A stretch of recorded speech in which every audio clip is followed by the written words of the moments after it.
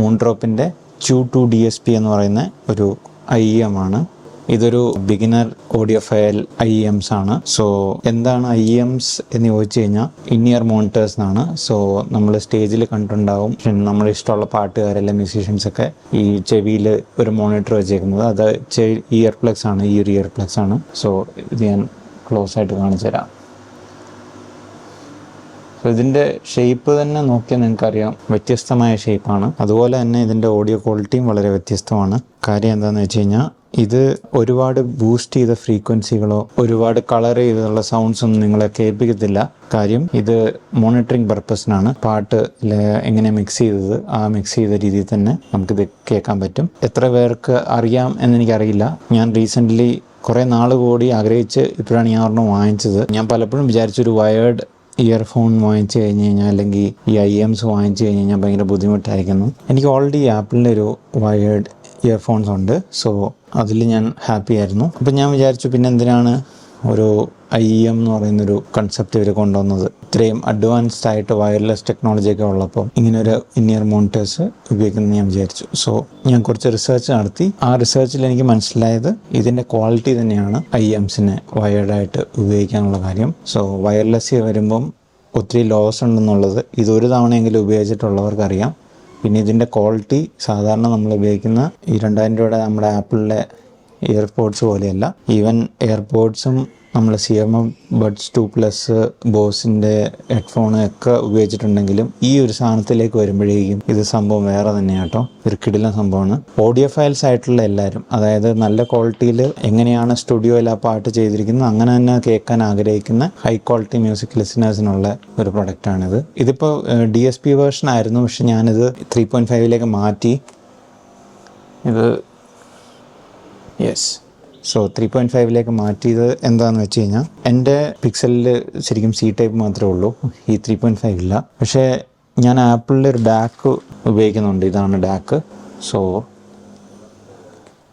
ഈ DAC connect ചെയ്തിട്ട് ഞാൻ എൻ്റെ ഐഫോണിലാണ് ഞാൻ പാട്ട് കേൾക്കുന്നത്. അത് iPhone 7 ആണ്. iPhone 7 തൊട്ട് ഇങ്ങോട്ടുള്ള ഫോണുകളിലൊന്നും ഓഡിയോ ജാക്ക് ഇല്ല. ആപ്പിൾ ഉപയോഗിക്കുന്നവർക്ക് അറിയാം. Type C ആയിരുന്നു ഇതിൻ്റെ കേബിൾ എന്ന് ഞാൻ പറഞ്ഞു. പക്ഷേ Type C കേബിൾ ഉപയോഗിച്ച് പിക്സലിൽ പാട്ട് കേൾക്കാതെ എന്തുകൊണ്ട് 3.5 ഉപയോഗിക്കുന്നു എന്നുള്ളത്, ഈ IEMsന് ഒരു കുഴപ്പമുണ്ട്. ഇത് ചീപ്പർ IEMs ആയതുകൊണ്ട് ഇതിൻ്റെ ചീപ്പ് DAC പെട്ടെന്ന് ഹീറ്റാവും. ഒരു 1 hour കണ്ടിന്യൂസ് ലിസൺ ചെയ്യുമ്പോഴേക്കും ഇതിനകത്ത് ഡിസ്ട്രോഷൻ വരാൻ തുടങ്ങും. എനിക്ക് ലെഫ്റ്റ് ഇയറിലാണ് ഡിസ്ട്രോഷൻ വരാൻ തുടങ്ങിയത്. പിന്നെ ഇത് കുറച്ച് നേരം റെസ്റ്റിൽ വെച്ചിട്ട് വേണം ആ DAC ഹീറ്റ് മാറിയിട്ട് പിന്നെ പെട്ടെന്ന് കണക്ട് ചെയ്ത് കഴിഞ്ഞാൽ അത് വർക്കാവും. പക്ഷേ അതൊരു പെർമനൻറ്റ് ഫിക്സ് അല്ലാത്തതുകൊണ്ട് തന്നെ ഞാൻ വിചാരിച്ചു IEMs വിത്ത് DAC ഒരു നല്ല ഓപ്ഷൻ അല്ല. അതുകൊണ്ട് റീപ്ലേസ്മെൻറ്റ് കേബിൾ വാങ്ങിച്ചതാണ്.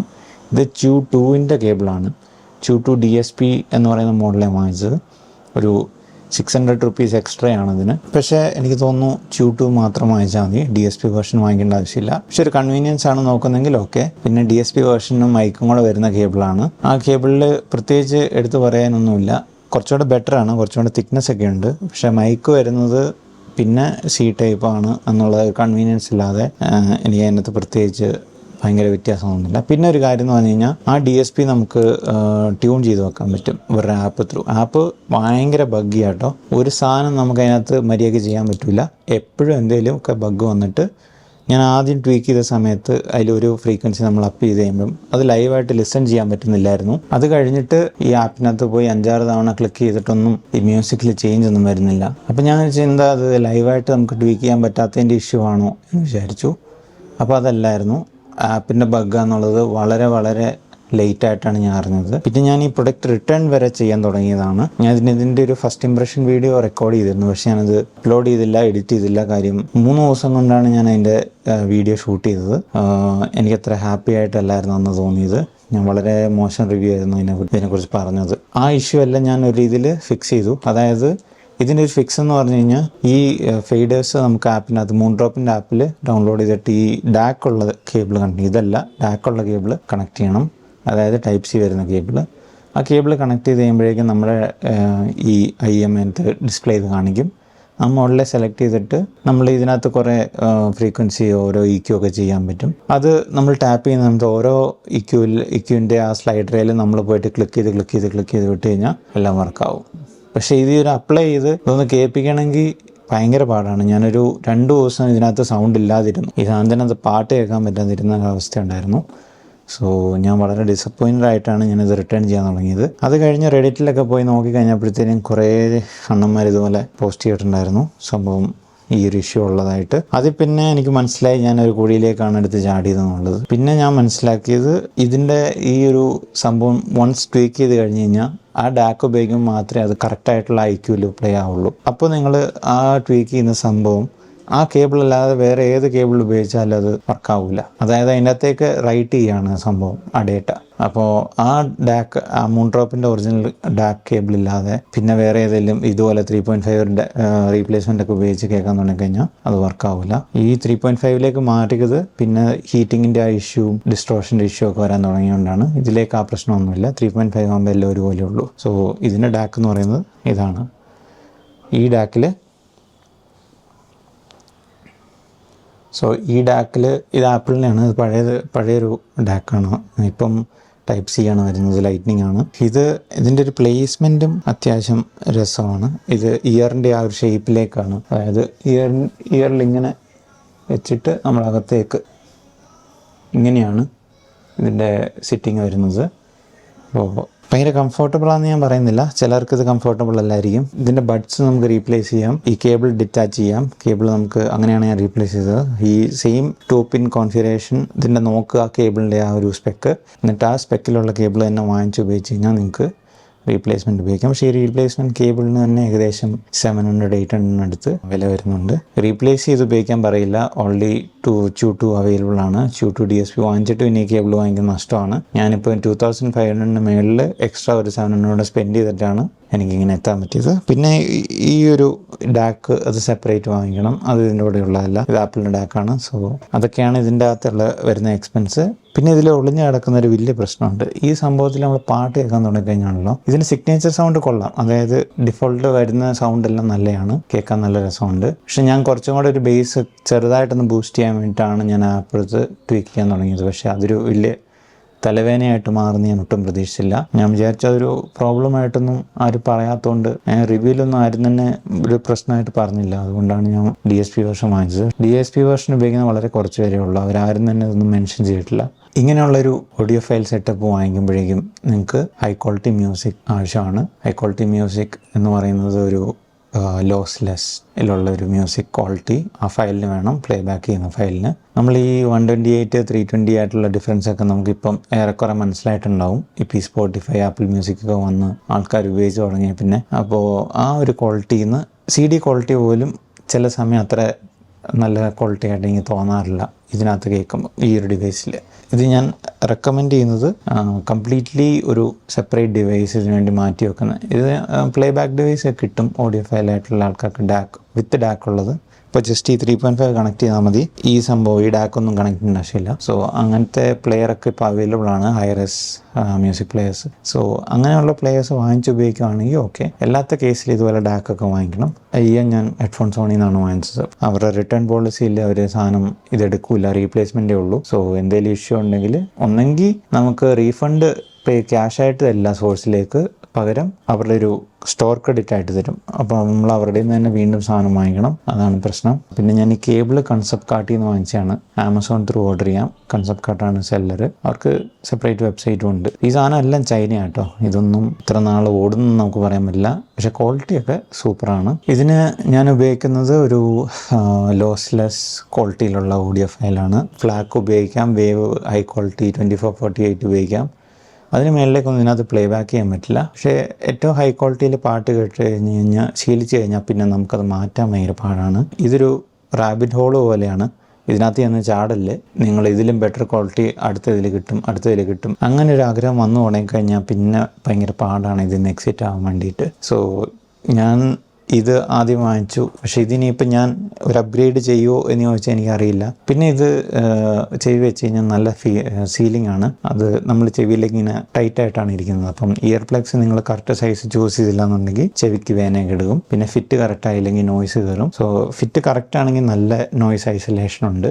കണ്ടിന്യൂസ് ആയിട്ടൊരു 20 minutes ഒക്കെ പാട്ട് കേൾക്കുന്ന ഉറപ്പുള്ള ആ ഒരു സിറ്റുവേഷനിൽ മാത്രമേ ഉപയോഗിക്കുള്ളൂ. ഇടയ്ക്കിടയ്ക്ക് ആൾക്കാർ സംസാരിക്കാനൊക്കെ വരുമ്പോൾ നമ്മൾ ചെവിയിൽ നിന്ന് എടുക്കണം, പിന്നെയും വെക്കണം. പിന്നെ ഇങ്ങനത്തെ ടൈറ്റ് ആയിട്ടുള്ള ഇയർ പ്ലഗ്സ് ഉപയോഗിക്കുമ്പോൾ നമ്മൾ എപ്പോഴും മറ്റേ ബഡ്സ് ഉപയോഗിച്ചിട്ട് ചെവി ക്ലീൻ ചെയ്യേണ്ടി വരും. ഒത്തിരി വാക്സ് ഫോം ആവും.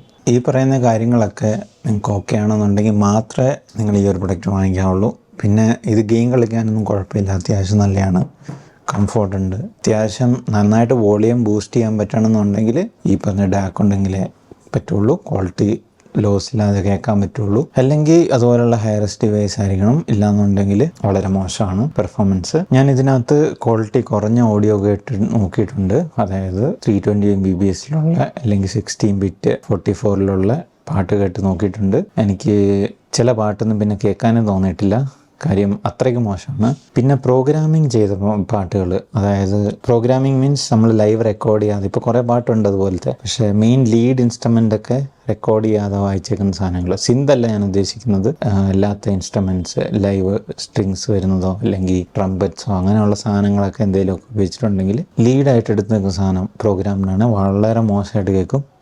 ബേസ് അത്യാവശ്യം ബാലൻസ്ഡ് ആയിട്ട് കേൾക്കാം. എന്നാൽ ഇടിയുണ്ടോയെന്ന് ചോദിച്ചാൽ അത്യാവശ്യം ഇടിയുണ്ട്, തീരെ മോശമല്ല. പക്ഷെ നിങ്ങൾക്ക് അങ്ങനെ ഇടിച്ച് ചെവി അങ്ങനെ വിറയ്ക്കുന്നതൊന്നും കിട്ടില്ല.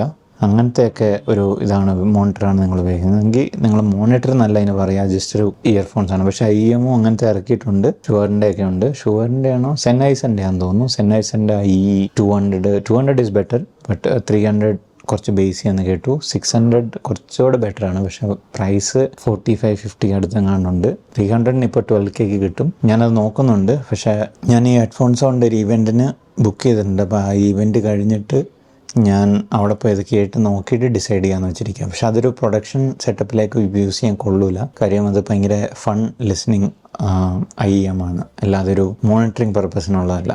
സോ ഇതിനകത്ത് നമുക്ക് ഹൈസ് നല്ല ക്ലിയർ ആണ്, ഇങ്ങനെ ഒരു ഓപ്പൺ ചെയ്തൊരു ഫീലാണ് മൊത്തത്തിൽ. ചില ഹെഡ്ഫോൺസ് അല്ലെങ്കിൽ ഇയർഫോൺസിൽ നമ്മൾ കേൾക്കുമ്പോഴേക്കും ഇങ്ങനെ അടഞ്ഞ് മടിയായിട്ട് ഇങ്ങനെ കേൾക്കുന്ന ഒരു ഫീലാണ്. എത്ര പൈസ കൂടുതലുള്ള ഹെഡ്ഫോണാണ് ഇയർഫോണാണെന്ന് പറഞ്ഞാലും എനിക്ക് തോന്നുന്നു ഒരു IEMൻ്റെ അടുത്തൊന്നും ആ ഒരു ക്വാളിറ്റി വരത്തില്ല. IEMൻ്റെ ക്വാളിറ്റീസ് എനിക്കൊന്നും പറയാനില്ല ഇതിനെപ്പറ്റി. കാര്യം ഇത്രയും പൈസ കുറഞ്ഞ 2500 ഡിവൈസിൽ നിന്ന് ഭയങ്കര നല്ല ഔട്ട്പുട്ട്. ഈ അടുത്തിടയ്ക്ക് ഞാൻ വാങ്ങിച്ച ഈ ബഡ്സ് 2+ ആണെങ്കിൽ കൂടിയും എനിക്ക് ഭയങ്കര ഹാപ്പി ആയിരുന്നു. പക്ഷെ ഞാനിപ്പോൾ ഒരു കാര്യം മനസ്സിലാക്കുന്നത്, ഒരുപാട് പൈസ കൊടുത്ത് നമ്മളൊരു ഡിവൈസ് വാങ്ങിക്കുന്നതിലല്ല, നമുക്ക് കേട്ട് ഇഷ്ടപ്പെടുന്ന ഒരു സാധനം വാങ്ങിക്കുക എന്നുള്ളതാണ്. ഇത് 2 പരീക്ഷണമായിരുന്നു. ഇത് ഞാൻ കേട്ടിട്ടില്ല, ഫിസിലുള്ള ഒരു ഫ്രണ്ടിനുണ്ട്, പക്ഷെ ഞാനത് ഉപയോഗിച്ചിട്ടില്ല. പക്ഷെ വേറെ 2 IEMs ഞാൻ ഉപയോഗിച്ചിട്ടുണ്ട്. ഒരെണ്ണം ഫോൺസോണിൻ്റെ ഒരു കൊളാബുള്ളൊരു വേർഷൻ, അതിൻ്റെ പേര് ഞാൻ മറന്നു, ഞാനത് ഇവിടെ പടം കൊടുക്കാം. ആ ഒരു മോഡൽ കേട്ടിട്ടുണ്ട്. KCയുടെ ഒരു, അത് കുറേ നാൾ മുമ്പാണ് KC. പക്ഷേ എനിക്ക് KC കുറച്ച് ഹൈസ് ഭയങ്കര ബൂസ്റ്റ് ആയിട്ടിരിക്കുന്നു. ഇതിനെല്ലാം ഫ്രീക്വൻസി ഗ്രാഫ് നിങ്ങൾക്ക് ഫോൺസോണിൻ്റെ ഈ ഇതിനകത്ത് പോകുമ്പം പ്രൊഡക്റ്റിൻ്റെ ഒരു പേജിലും നിങ്ങൾക്ക് ആ ഒരു ഫ്രീക്വൻസി ഗ്രാഫ്, എത്ര ഓംസ് ആണ്, ഇതൊന്നും നിങ്ങൾ അറിഞ്ഞില്ലെങ്കിലും കുഴപ്പമൊന്നുമില്ല. ജസ്റ്റ് ഒത്തിരി ഫ്ലാറ്റ് ആയിട്ടുള്ളതാണെങ്കിൽ അത്ര ഫണ്ണൊന്നും ആയിരിക്കില്ല, പക്ഷേ ഇത് മിക്സിങ്ങിനുള്ള ലെവലിലുള്ള സാധനമായിരിക്കും. പക്ഷേ അങ്ങനെയുള്ള ഡിവൈസൊക്കെ ഭയങ്കര എക്സ്പെൻസീവാണ്. പിന്നെ ഒത്തിരി ഒരു 1 lakh 2 lakh വരെയൊക്കെ ഇതിൻ്റെ IEMs ഞാൻ കണ്ടിട്ടുണ്ട്. അപ്പോൾ അതിനനുസരിച്ചുള്ള ഡിവൈസ് ആമ്പ് നിങ്ങൾ ഉപയോഗിക്കുന്നില്ല എന്നുണ്ടെങ്കിൽ അത് വേസ്റ്റാണ്. പിന്നെ അത് നന്നായിട്ട് മെയിൻറ്റെയിൻ ചെയ്യണം. ഈവൻ ഈ ഒരു 2500 IEM ആണെങ്കിൽ കൂടിയും ഈ ഒരു കവറിലിട്ടാണ് ഞാൻ ഈ സംഭവം വെക്കുന്നത്. ഈ കവറിലിട്ട് ഇതിനകത്തൊരു സിലിക്ക ജെല്ല് ഇട്ട് ഞാൻ അങ്ങനെയാണ് ഇത് സൂക്ഷിക്കുന്നത്. പിന്നെ എപ്പോഴും നമ്മൾ ഈ ഇയർബഡ്സ് ക്ലീൻ ചെയ്യണം. പിന്നെ ഇത് മാറി മാറി ഉപയോഗിക്കാതിരിക്കാൻ ശ്രമിക്കുക. ഇങ്ങനെയുള്ള ബഡ്സ് ഒന്നും ഞാൻ വേറെ ആൾക്കാർ ഉപയോഗിച്ചത് നമ്മൾ ഉപയോഗിക്കാതിരിക്കുകയാണ് നല്ലത്. അതൊരു പാർട്ട് ഓഫ് ഹൈജീനാണ്. പിന്നെ ഇൻഫെക്ഷനോ ഡിസീസോ ഒന്നും വരാതിരിക്കാൻ വേണ്ടിയിട്ടാണ്. ഇത് ഞാൻ എപ്പോഴും ഉപയോഗിച്ച് കഴിഞ്ഞിട്ട് ക്ലീൻ ചെയ്യും. ക്ലീൻ ചെയ്യാൻ നിങ്ങൾക്ക് വേണമെങ്കിൽ ചെറിയ ക്ലീനിങ്ങിൻ്റെ സംഭവമുണ്ട്. ഇത് സ്ട്രിഫ് എന്ന് പറഞ്ഞിട്ട് ഞാൻ ബ്ലങ്കറ്റിൽ വാങ്ങിച്ചതാണ് ഇവിടെ. ഇതിനകത്തിപ്പം ഈ ഒരു സംഭവമുണ്ട്, പിന്നെ ഈ ഒരു ഷാർപ്പായിട്ടുള്ള എഡ്ജുണ്ട്, പിന്നെ ഒരു ചെറിയ ബ്രഷ് പോലത്തെ ഒരെണ്ണമുണ്ട്. പിന്നെ മാക്സിമം സ്വെറ്റും കാര്യങ്ങളൊക്കെ ഒത്തിരി ആവുന്ന സമയത്ത് അത് ഉപയോഗിക്കാതിരിക്കുകയാണ് നല്ലതെന്ന് എനിക്ക് തോന്നുന്നു. കാര്യം ഇങ്ങനെയുള്ള കുറഞ്ഞ ഡിവൈസ് ഒന്നും IP റേറ്റിംഗ് ഒന്നും ഇതിനകത്ത് മെൻഷൻ ചെയ്തിട്ടില്ല. സോ ആ ഒരു IP റേറ്റിംഗ് ഇല്ലാത്തതുകൊണ്ട് തന്നെ റിസ്ക് എടുക്കാൻ ഞാൻ പറയില്ല. പിന്നെ നിങ്ങൾക്ക് വേണമെങ്കിൽ ഉപയോഗിക്കാം. പക്ഷേ ജിമ്മിലോ അങ്ങനെയുള്ള റണ്ണിങ്ങിലോ അങ്ങനെയുള്ള സ്പോർട്ട് കാര്യങ്ങൾ ചെയ്യുന്ന ആൾക്കാരൊക്കെ ആണെങ്കിൽ ഇതിൻ്റെ ബഡ്സിൻ്റെ അകത്തേക്ക് വേർപ്പൊക്കെ കയറിയിട്ട് ഇതിൻ്റെ ഈ പാർട്സൊക്കെ കേടാവാൻ ചാൻസ് ഉണ്ട്. പിന്നെ ഇതൊരു മെറ്റൽ ഇതാട്ടോ, അകത്തൊരു മെറ്റൽ കേസിംഗ് ഒക്കെ ഉള്ള സംഭവമാണ്. മെയിനായിട്ട് ക്വാളിറ്റിയാണ്. നിങ്ങൾക്ക് ആ ഒരു പൈസയ്ക്ക് വേറൊരു സാധനവും കിട്ടില്ല. IEM നിങ്ങൾ വേറെ ഏത് വേണമെങ്കിലും ഉപയോഗിച്ചോ, പക്ഷേ ഒരു 2000 മിനിമം സ്പെൻഡ് ചെയ്യണം, എന്നാലേ നല്ല ക്വാളിറ്റി കിട്ടുള്ളൂ. 1000 KC ഉണ്ട്, 1500 KC അവൈലബിൾ ആണ്, വേറെ മോഡൽസ് അവൈലബിൾ ആണ്. ഇനി ഇതിനേക്കാൾ കുറച്ചുകൂടെ ബെറ്റർ ആയിട്ടാണ് താങ്ക്സ് വാർണറിനോ അങ്ങനെ എന്തോ ഒരു ഡിവൈസ് ഉണ്ട് ഞാനിവിടെ. അതുണ്ട്. ക്രിനിക്കിൾസിൻ്റെ റെഡ്, ട്രൂത്ത് ഇയർ ക്രിനിക്കിൾസ് റെഡ് ഒരു കൊളാബായിരുന്നു. റെഡ് മോഡലും ബ്ലൂ മോഡലും നല്ലതാണെന്നാണ് കേട്ടത്. സോ റെഡ് ഞാൻ ഒരു തവണ വാങ്ങിച്ചിട്ട് ഹെഡ്ഫോൺ സോണിൽ നിന്ന് ഈ സംഭവം ഡെലിവറി ചെയ്തില്ല. ഇത് അവന്മാർ 3-4 ദിവസമായിട്ട് ഡെലിവറി ചെയ്യുന്നില്ല സാധനം. എന്നിട്ട് ആൾക്കാർ ട്രൈ ചെയ്തു എന്ന് പറഞ്ഞിട്ട് സംഭവം തിരിച്ചു പോകുമായിരുന്നു. അത് കഴിഞ്ഞൊരു 5-6 മന്ത്സ് കഴിഞ്ഞിട്ടാണ് ഞാൻ ഇപ്പോഴാണ് രണ്ടാമത് ഓർഡർ ചെയ്യുന്നത്. അന്ന് അവർ എൻ്റെ ഒരു കോമ്പൻസേഷനായിട്ട് എനിക്കൊരു കേക്കൊക്കെ അയച്ചു തന്നു ഗിഫ്റ്റായിട്ട്, സർപ്രൈസായിട്ട്. അതൊക്കെ നല്ല കാര്യം തന്നെ. അവർ ഡെലിവറിയുടെ കാര്യത്തിൽ കുറച്ചും കൂടെ കെയർഫുൾ ആവണമെന്നാണ് എനിക്ക് തോന്നുന്നത്. ഞാനിനിയിപ്പോൾ അവരുടെ ഇവൻറ്റിന് പോയിട്ട് എങ്ങനെയാണെന്നുള്ളത് ഞാൻ അതിൽ സെപ്പറേറ്റ് ആയിട്ട് പറയാം. സോ അവിടെ ഈ പറഞ്ഞ ചെറിയ റേഞ്ച് തൊട്ട് വലിയ റേഞ്ച് വരെയുള്ള ഹെഡ്ഫോൺസ്, ഇയർപോഡ്സ് എല്ലാം ഉണ്ടെന്നാണ് കേട്ടേക്കുന്നത്. IEMs സംഭവം, DAC എല്ലാം. സോ ഇതെല്ലാം എക്സ്പീരിയൻസ് ചെയ്യാൻ വേണ്ടിയുള്ളൊരു എക്സ്പോ പോലത്തെ ഒരു സംഭവമാണ്. അത് നിങ്ങൾക്ക് താല്പര്യം ഉണ്ടെങ്കിൽ കൊച്ചിയിലുണ്ട്. എല്ലായിടത്തും പ്രൈസ് സെയിമാണ്, 2000 ആണ്. സോ 2 day പാസ് ആണെങ്കിൽ കുറച്ചും കൂടെ കൂടുമെന്ന് തോന്നുന്നു. പിന്നെ താല്പര്യമുള്ളവർക്ക് അത് വാങ്ങിക്കാം. ഇത് ഞാൻ ഈ പ്രൊഡക്റ്റിൽ ഹാപ്പിയാണ്. ഇതിൻ്റെ ലിങ്ക് ഞാൻ വേണമെങ്കിൽ ഡിസ്ക്രിപ്ഷനിൽ കൊടുക്കാം. ഈ 2000 താഴേക്ക് ഉള്ള ഹെഡ്ഫോൺസ് എന്നോട് ചോദിക്കരുത്, കാര്യം അത്രയും മോശമാണ് അതിൻ്റെ പെർഫോമൻസ്. ജസ്റ്റ് ചുമ്മാ നിങ്ങൾക്കൊരു IEM ഉണ്ടെന്ന് പറയാമെന്നല്ലാതെ അതിൻ്റെ ആ ഒരു പൊട്ടൻഷ്യൽ നിങ്ങൾക്ക് അറിയാൻ പറ്റത്തില്ല. അതുകൊണ്ട് തന്നെ ഞാൻ റെക്കമെൻഡ് ചെയ്യില്ല.